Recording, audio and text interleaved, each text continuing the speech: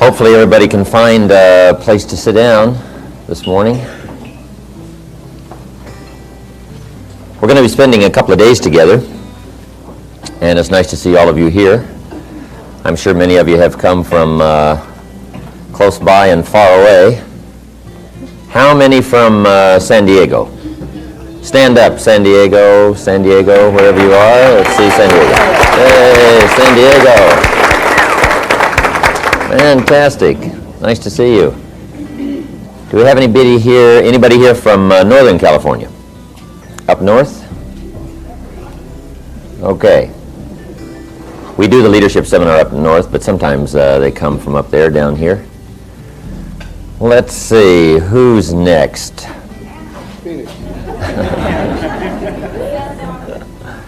Santa Barbara, right. Ventura, Oxnard, Santa Barbara. Where are you? Stand up. Right down here. Nice to have you. Okay, who's next? Phoenix. Two for... All right. How about Los Angeles? Good old Los Angeles. Tony, how's your group?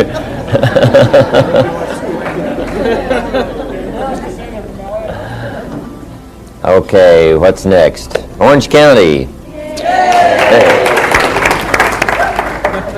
Anybody else from some exotic place? Artesia.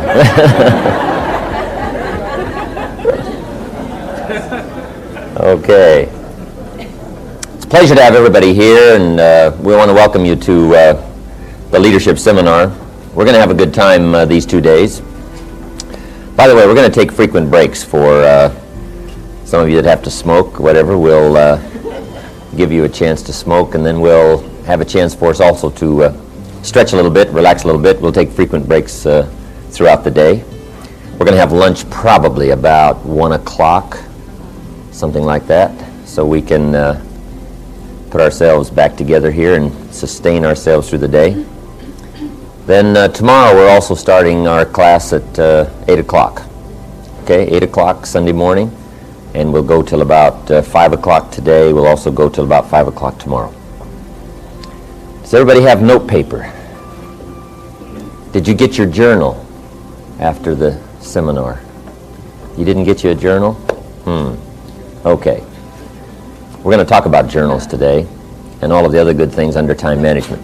Let me give you a list of the subjects we're going to cover. First of all, we're going to cover communication. That'll be our first subject today. But I want to welcome everybody here for the 2-day leadership seminar. It's nice to have you. Most of you have probably been to the evening seminar, so you're already fairly well acquainted, I should say, with my story and where I came from and how all of this got started. About 16, 17 years ago, I gave my first public seminar, and fortunately all of you are not in on my first seminar. That first one was not that good, but over the last 16, 17 years I've been doing my best to try to practice and see if I can't get better at sharing my ideas and expressing my feelings about the things at least that helped me to turn my life around. About 4 or 5 years ago, we had some businesses, corporations in California here that invited us to come in and talk about some of the things we've learned in doing business around the world in various countries, human behavior and setting goals and game plans and communication. And we decided to do it. And then after that one got started, we did another one, and it started growing, and we finally decided to make it a product of our company. And so for the last 4 years, we've been doing this 2-day leadership seminar. And I enjoy it. It's a chance to get acquainted. It's a chance to meet people on a little more personal basis. When there's 1,000 people in the evening seminar, it's hard to get acquainted. Most everybody by 11 o'clock is ready to head for home, and they got the babysitters and everything, and so it's hard to get acquainted. But at least these 2 days we'll have a chance to chat. Make sure I get a chance to meet you before the 2-day session is over, and talk a little more personally. A couple of things I hope that you'll find here in these 2 days. One is sincerity. We really sincerely want to give you a great deal of information that might be helpful for you. And sometimes it's a little difficult to judge sincerity at first glance, especially in a big seminar. Somebody walks on stage, conducts a seminar, and leaves, and you don't have that close an inspection as to sincerity. But at least these 2 days, you'll have a chance to sort of look us over a little more closely. And I hope that's one thing you find here, sincerity. I'd like for these 2 days to be a start of some new answers for you. 2 things we all need in order to do well. Here they are. Number 1, ideas. And ideas are not really that difficult to come by. A new idea is just as close as the next book you open. It's just as close as striding into the library, the bookstore, or attending the next class, or meeting the next person that might have some experience beyond yours, and out of conversation come some good ideas. So ideas are not that difficult to come by, but we do need ideas to change our lives. Mr. Shove taught me that there wasn't any problem I couldn't solve without a good idea. I used to think money was one of my problems, and he said, no, money's not a problem. Now, up until then, I always thought it was. He said, the only problem is the lack of an idea on how to create money, how to create wealth, how to give service, how to earn money. So it's not the lack of money that's the problem, it's the lack of an idea. So ideas can change your life. And hopefully by the time we finish these 2 days, we'll have a long list of ideas for you to take home and at least ponder and edit them and see what you can get from them. Use some of them. Try them out. But here's what else you need for success. It's called inspiration. And that's the tricky part, inspiration.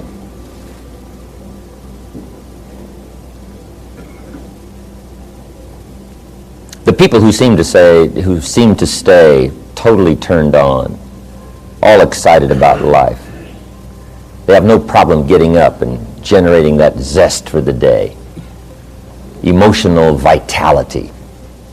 They're excited about living, excited about working, they're excited about accomplishing. That's unique. And I guess that's what all of us wish for, that kind of inspiration. But that's a good question. Why are some people incredibly turned on about life, and other people find it hard to get going? I don't know. Part of that's a mystery to me. But we do need inspiration, something that drives us. Of course, I guess the basic inspiration. One of my wealthy friends, we asked him one time what drove him to become wealthy, and he said, malnutrition. So I guess that's what you start with, right? Just absolute bare bones necessity will inspire you somewhat to get out there and get the job done. But then if you could find something that would really turn you on, something that really got you going, that's what life is really all about. If you can find something that gives you that incredible high energy zest for living. If I was to wish something for you specially, I think that's what I would wish for you. Because if you have that high emotional energy, finding the answers are not all that difficult. And who knows but what this weekend might be the beginning of some new zest and energy on your part to go for your dreams.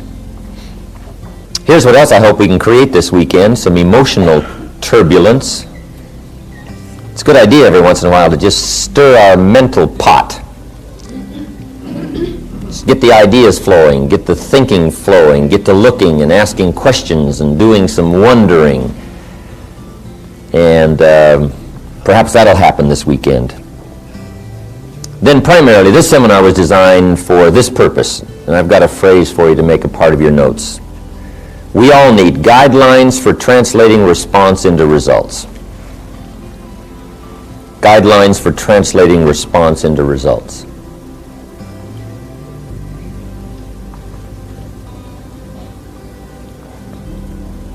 It's one thing to get excited and to respond and say, I want to do well, I'm going to change my life. Now the big question is, how do you do it?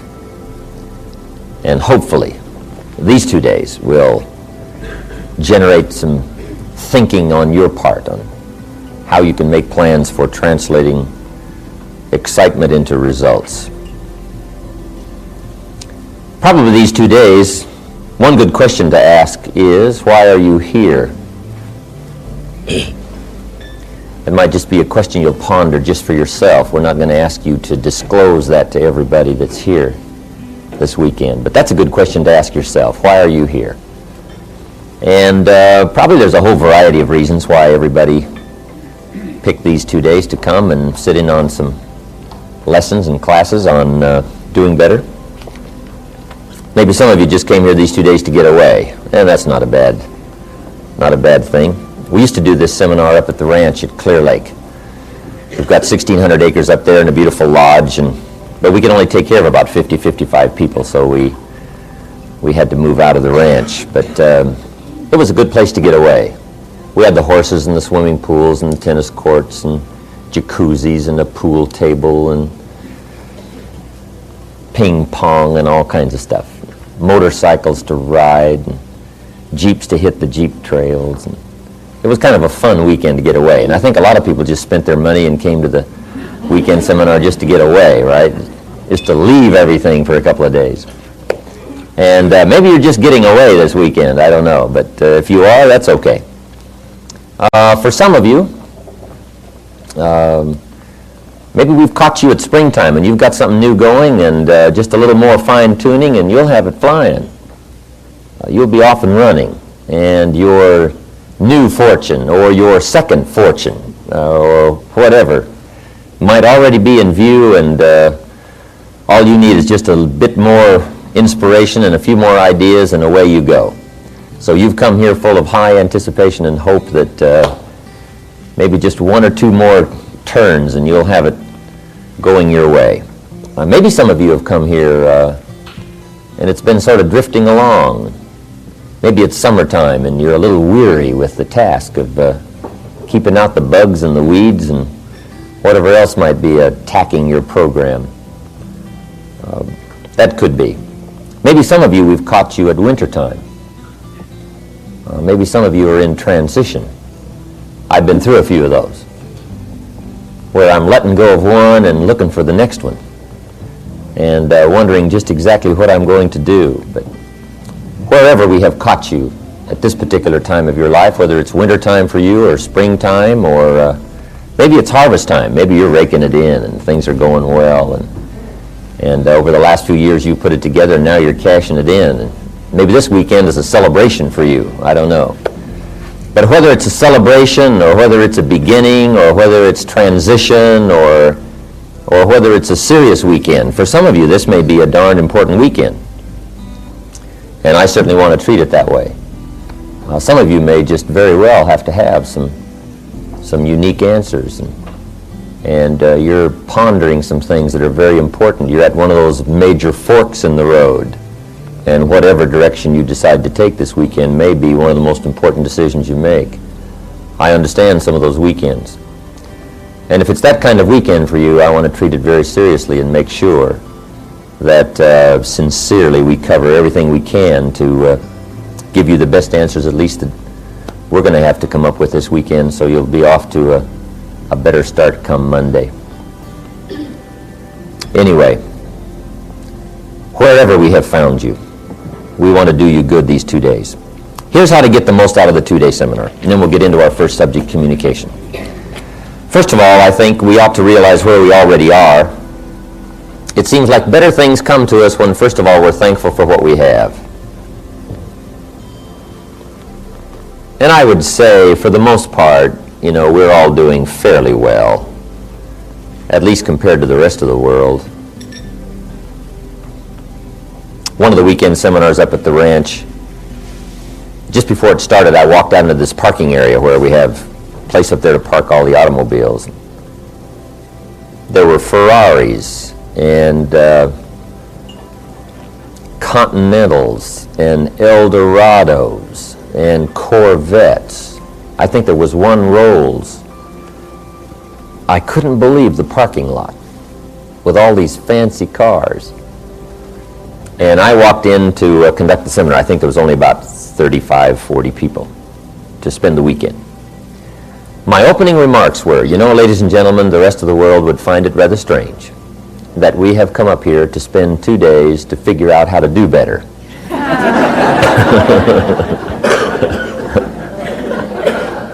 Wow.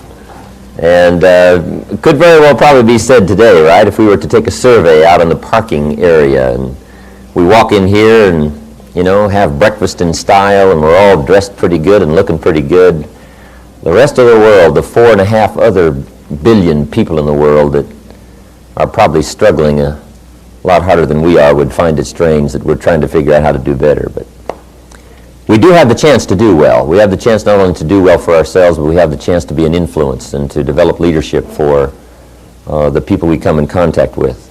So we do have a chance to do better. And I think when you have the chance, you ought to take it.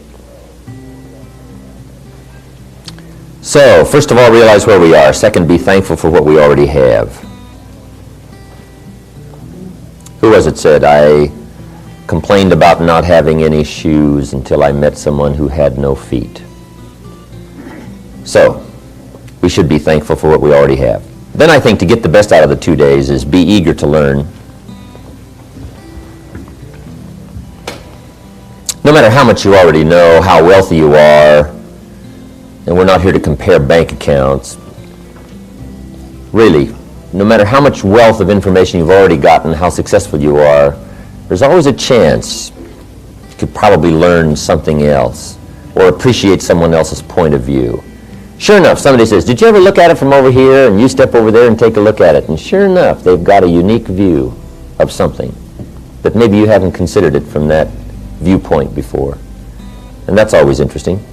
So be eager to learn. Then I would ask you to gather up all that we're going to share with you these 2 days and argue with it later. Not that I don't mind a good debate. I like a good debate. Our problem is this weekend we just don't have time to just open this up and let everybody have a chance to talk and exchange ideas like we might do in an open workshop. Although I do like that forum. One of the ways to come up with good ideas is debate. It's one of the ways we've decided, the Founding Fathers decided was a good way to run the country, is have two-party system and let the representatives from both parties go to Congress and debate. Not bad. Somebody says, I've got a great idea that'll cure the problems of the nation. Everybody else says, wonderful, put it on the table, let's take a look at it. Right? And they start asking questions. And after a few questions, the person may very well say, I withdraw my idea, right? I just hadn't thought of those questions before, right? So it's good, debate. I like debate. In fact, I like it so well, I'm willing to take either side of the question. It doesn't really matter. But we're just going to have to go very rapidly because we've got an awful lot to share in just 2 days. We want to send you home with a whole wagon load of stuff to ponder and to edit and to go through. And then when the 2 days are finished, you know, as some of you talk among yourselves, because some of you have come here representing families or an office or a company or whatever, and you're going to have a chance to talk with each other about the ideas we're going to share here these 2 days. Then go through it and edit it and decide what you think about it, and if it makes sense, use it, try it, refine it, edit it, go through it, you know. I don't mind that at all. You don't have to buy everything any one person says. Just take in the information, digest it thoroughly, think about it sincerely, go through it meticulously, and then do whatever you wish to with it. You know, be independent. As we said in the evening seminar, don't be a follower. Be a student. Okay. Then these 2 days, one more point. Try your best to be a good listener. And sometimes it's not that easy to listen. There's all kinds of voices, right, trying to get our attention. One of the good things about going up to the ranch for this seminar was at least you had the sense of getting away from your business and getting away from the traffic. In fact, it was really a way. Most everybody got lost trying to find it, so it was a way, right? Nobody's going to drop in, and so it's off, up in the mountains, gone. And sometimes in a hotel setting, it's just not that easy to dismiss all the voices that are going on in your mind about family and business and what's happening and what's going to happen and what about Monday and all of that. But do your best to zero in and just set aside the burdens of the day and whatever's happening in your life if you possibly can, and really zero in, become a good listener these 2 days. And we'll move right along and see if we can't load up your notebooks with plenty to ponder by the time we finish. Okay, let's now get into our first subject called communication. If there's one skill to develop, as well as any other, this is probably one of the major ones, communication. And by the way, I've got a theme for this seminar for these 2 days. The evening seminar, the theme was, the major key to your better future is you. I've changed it just a little to read, the magic key to your better future is you. There's magic in a smile. There's magic in a handshake. There's magic in human contact. There's magic in believing. In fact, that's a good book if you haven't got it. Add it to your library. The Magic of Believing by Bristol. Good book. Anyway, hopefully these 2 days we'll talk a little bit more and maybe discover some more of the magic of human contact, human ability, human potential. And communication is one of those major skills to develop. See if you can't find the magic within you that can reach other people. How to affect other people with words. Major challenge. To get your ideas across, to get people to understand what you're trying to say, get them to understand how you feel. And at first, words are a bit clumsy when it comes to trying to express an emotion or an idea or a feeling, but if you'll practice it, and especially if you know the components of good communication, it'll really start to help. I heard the story about the preacher in the backcountry down in the southern part of the United States was taking over this little country church for the first time, and he was up preaching his first sermon. And he said, congregation, first of all, this church has got to crawl. And in order for this church to crawl, everybody's got to show up and do their Christian duty. And if everybody will show up and do their Christian duty, this church can begin to crawl. And the congregation understood what the preacher said, and they all responded, let it crawl, preacher, let it crawl. He said, next, this church has got to get up and walk. In order for this church to walk, everybody has got to tell their Christian story and try to win somebody else. And if everybody will tell their story, try to win someone else, this church can begin to walk. And the congregation understood what the preacher said, and they all responded, let it walk, preacher, let it walk. He said, next, this church has got to run. And in order for this church to run, everybody has got to divide up, serve on the committees, and do the work of the church. And if everybody will divide up, serve on the committees, do the work of the church, this church can begin to run. And they all understood what the preacher said, and they responded, let it run, preacher, let it run. He said, finally, this church has got to fly. And in order for this church to fly, everybody has got to reach down deep and give some of their cash. And if everybody will reach deep and give a portion of their cash, this church can begin to fly. And they all understood what the preacher said, and they responded, let it walk, preacher, let it walk. Okay, how to make it clear. First of all, we communicate for two primary reasons, and here they are. Number one, we communicate just to get along. You can't even function in the barest minimums without some kind of communication.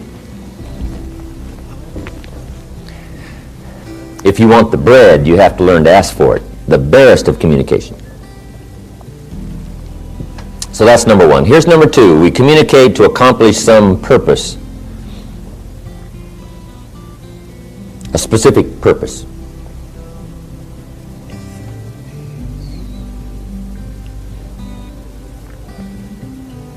Now, communication starts from somewhere, and for you, communication starts with you. Good phrase to remember. Your world begins with you. This is not to be self-centered, but your world is around you, your own consciousness and your own awareness. And so for things to work well, first of all, it's got to work well with you. Part of my training in getting me turned around, headed in the right direction, when I first met Mr. Schoaf, the man who helped to formulate the ideas that helped to change my business and social and personal life, was for me to understand that the biggest changes that was going to have to be made in my future were going to have to be made personal. I kept hoping the weather would change, and the government would change, and prices would change, and my neighbors would change, and the people would change, and my friends would change, and that the economy would change, and that the country's direction would change. I kept waiting for change all around. And then he's the one who taught me.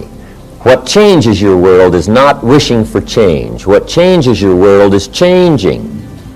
You've got to change. And sure enough, As a Man Thinketh, a book by James Allen, there's a little phrase in there that says, humans are rather strange. We curse the effect and nourish the cause. We want it to change, but we don't want to change. Interesting. The guy puts sand in his shoes and he can hardly walk. And you say, well, how can you walk with that sand in your shoes? The guy says, I can hardly walk. You say, well, why do you do that? I said, I don't know. I've just been doing it for years. Incredible. The guy puts tacks in his bed and he can hardly sleep. You say, well, how can you sleep with all those tacks in your bed? The guy says, I can hardly sleep. You say, well, why would you do that? He said, I don't know. It's been in the family for years. I mean, we just do things like that. Interesting why we would wish for it to change, hoping it will change, but resisting change. Now, once you understand that all of it starts with you, now you can start making some incredible progress. And good communication with you, for you, that happens to you, the great majority of it starts with you. Now, here's a good phrase to remember. You cannot speak that which you do not know. First of all, you've got to have it before you can speak it, before you can share it. So good communication starts with an awareness that, first of all, to get a good communication going with anybody, it's got to start with some substance on your part. Now, how to consciously grow and build the substance from where communication comes from, that is the key. It's like, first of all, making deposits. You can't withdraw anything till you put something in. We all need to be consciously aware every day of gathering up the ideas, the inspiration, the feelings that we're going to use for future communication. Future meaning maybe in the next 5 minutes, but maybe the next 5 days, 5 weeks, 5 months, 5 years. Consciously aware. It is not that difficult for the years to pass and to not be conscious of what's happening in the way of demands or what's going to come in the way of opportunity for you, and just drift along and not be much further ahead a year from now than you are right now, simply because you just let the days pass.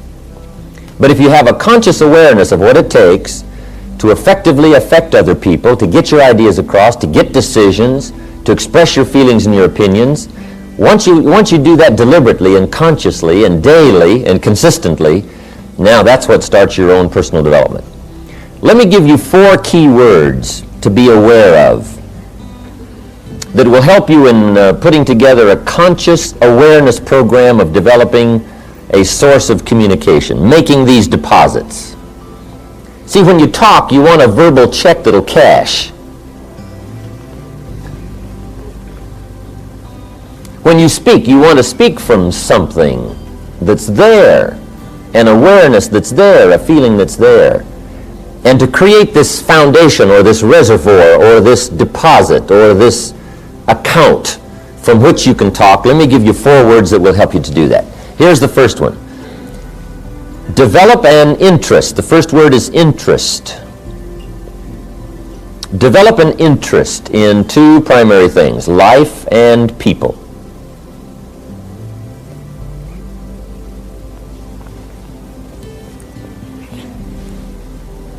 If you're interested in life, see, right away, daily, weekly, monthly, you're going to be gathering up information and impressions and awareness, more so than someone who is not that interested. Most people want to make it, but they don't have that interest, that keen interest in what's going on around them. So the 2 things to be interested in is life and people. Make a study of those.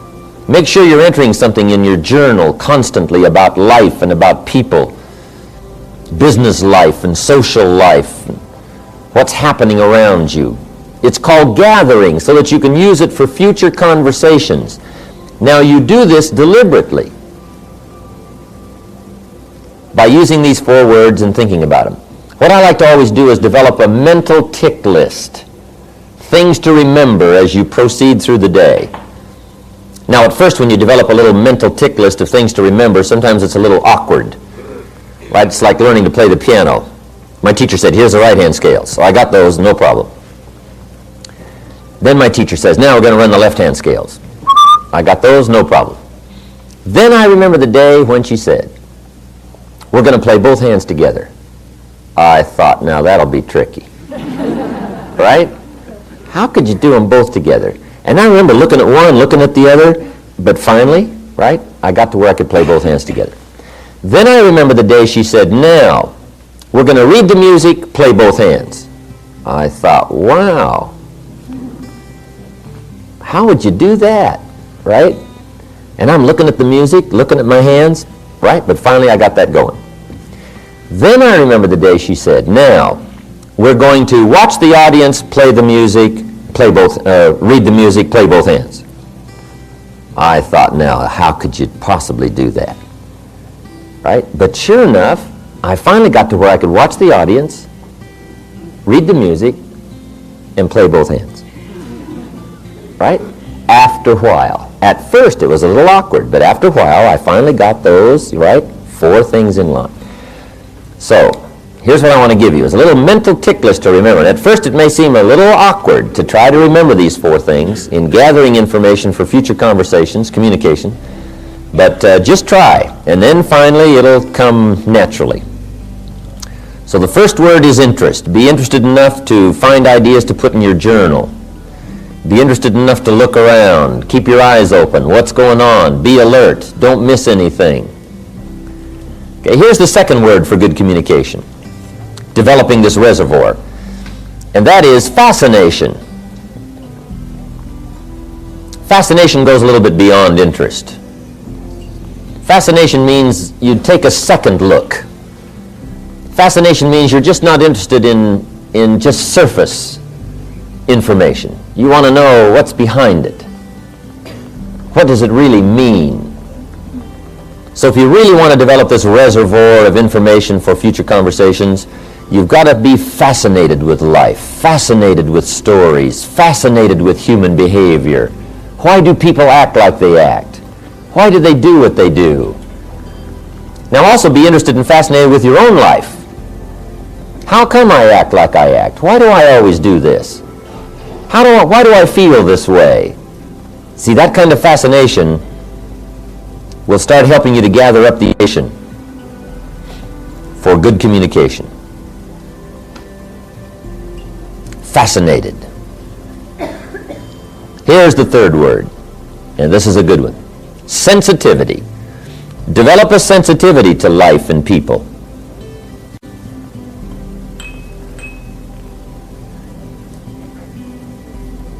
Let what's happening during the day touch you. Let it affect you. Develop a sensitivity to both tragedy and success, both the highs and the lows of life. A sensitivity to people's feelings, a sensitivity to the complexity of life as well as the simplicity of life. How people are different and yet so much the same. A sensitivity to people's beliefs, the way they look at things.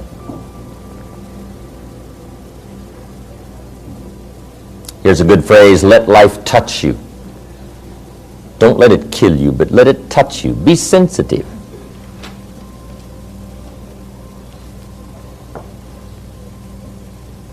When Judy and I were married, I'll never forget, we got back from Europe. One time we were staying at the Waldorf Astoria in New York. It was about Christmas time, I don't know, the 20th of December, something like that. And we decided to rent a car and drive out to Long Island. Judy had never been to Long Island. Judy was raised in the Midwest, farm country too. And on the way out to Long Island, Judy had never been to Harlem. So we left the hotel, and not very far away from the Waldorf Astoria is Harlem. I will never forget the look on Judy's face as we drove through Harlem. Incredible. It was the 20th of December, but in Harlem there was not one sign of Christmas. There was not one Christmas light. There was not one Christmas tree.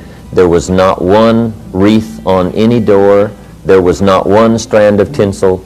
No sign of Christmas in Harlem on the 20th of December.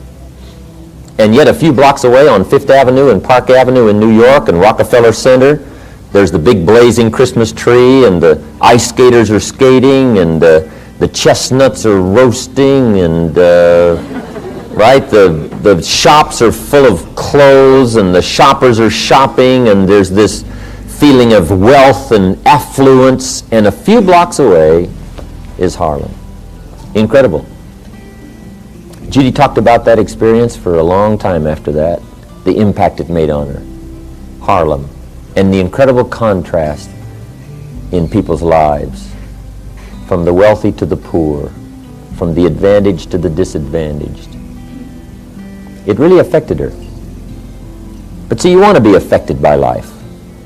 Let it touch you. Let it reach you. When I lived in Northern California, 2 or 3 times a year, I would go to San Francisco, the Tenderloin district, down at what's known as the bottom of the world. Just go spend a day and see what it's like on the other side of life. Walk the streets where the lonely walk and talk to them. Find out their stories. Go eat where they eat. Visit with them for a while. It's an incredible experience. Because I was raised fairly well, I've never had any tragedy in my life, so I really don't know what it's like. But it's good to have a view and a look. You don't have to go live in poverty, but you got to be aware of it. You got to know about it. You got to be sensitive to it. Man, I got to know there Frank. Frank runs a bar in the Tenderloin in San Francisco. What an incredible place. You wouldn't believe it. Frank sees more tragedy in a week than most people see in a lifetime. Incredible. I'm visiting with him there one day. He said, "Jim, see that lady sitting over there at the bar?" I said, "Yes." He said, "That's Cookie." He said, "How old do you think she is?" And I said, "I don't know. She looks about 45. He said, "She's 25. I said, "Wow." Cookie used to be a go-go dancer. And she developed some kind of bone disease and had all these operations. And now she's got the bolts and the pins and so on trying to hold her together, and she can hardly walk. And he said, Cookie comes in here 3 or 4 times a week and sits right there. And she's also got a little boy, 5 years old. He's dying of leukemia. And said, Cookie comes here and drinks till she can't drink anymore, and usually I have to call a cab and have somebody come take her home. Cookie. The story really got to me. I used to go by after that every once in a while and put some money in an envelope and her name on it and leave it for her to come by and get. The story got me. But that's Frank, Cookie, the Tenderloin, the other side of life, where the difficulties are. We've all got to be sensitive to that. We've got to let it affect us. As you let all of life affect you, so it affects your conversation. So it affects your communication. So people have this incredible sense that there's a great deal about you and your sensitivity and your interest and your fascination with life that makes life uniquely worthwhile for you. And I'll tell you what, it'll show up in your conversation. It'll show up in your feelings. It'll show up in your ability to reach people. Sensitivity. Don't be afraid of it. Use it. Develop it. Now here's the fourth word, knowledge. Develop a working knowledge. I've added one more word there. Working knowledge of life and people. A working knowledge means a systematic way of gathering up all the information that comes your way. And try to put it into some workable form. That's why we suggest a journal. You just got to have a daily journal to record the ideas and the impressions and the feelings and the things that come your way, so that you'll have this working knowledge, this depth of awareness. Now, if you'll work on those 4 words and be consciously aware that you're working on knowledge, sensitivity, fascination, and interest about life and people in a deliberate way, a daily way, a consistent way, so that when you get ready to talk, there'll be all this substance there waiting to back up whatever you have to say. Here's a good phrase. Let what you say be the tip of the iceberg of all you know and all that you feel and all that you're aware of. Let what you say only be a small portion of all you know and feel. I'm sure we've all had experiences talking with some people, and sure enough, they said far more than they knew. Very quickly.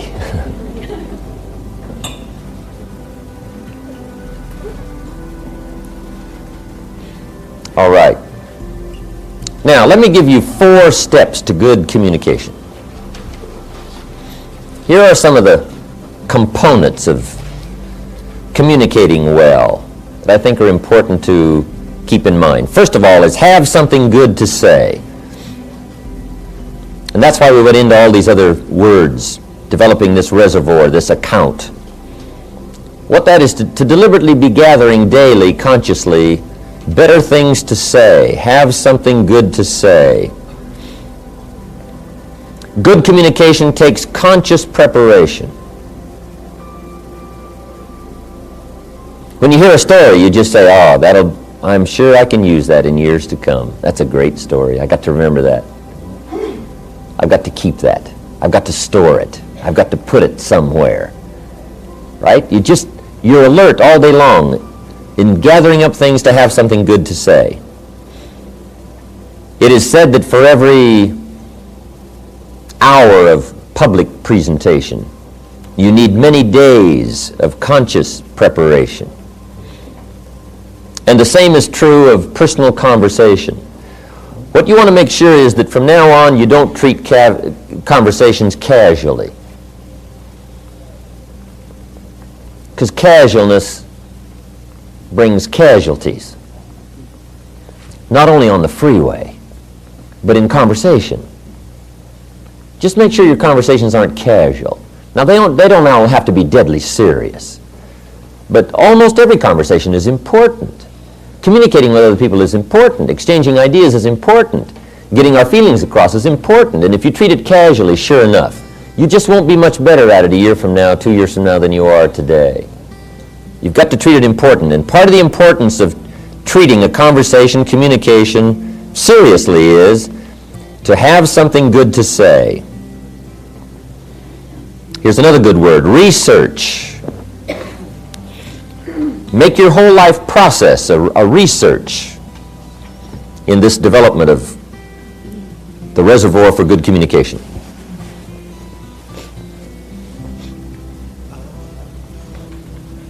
Now, if you've got a speech to make, or you're going to have a family council, or you're going to get together with somebody and you've got something important you're going to have to get across. Now, let me give you a good advice. Get ready for it. And sometimes getting ready is a matter of several days of taking some time throughout the day to get ready to get ready. However, if you're going to talk with somebody, we all need to develop a sort of a quick mindset of getting ready to talk to somebody. You know, putting it in gear, being conscious, being aware. That's called getting ready. But this whole process of getting ready to have something good to say is very important. Research. This is where your library comes in. We'll talk a little bit more about that under personal development. Library. Your journals. Taking notes. Capturing feelings and ideas. That's how you have something good to say. You do it deliberately, consciously.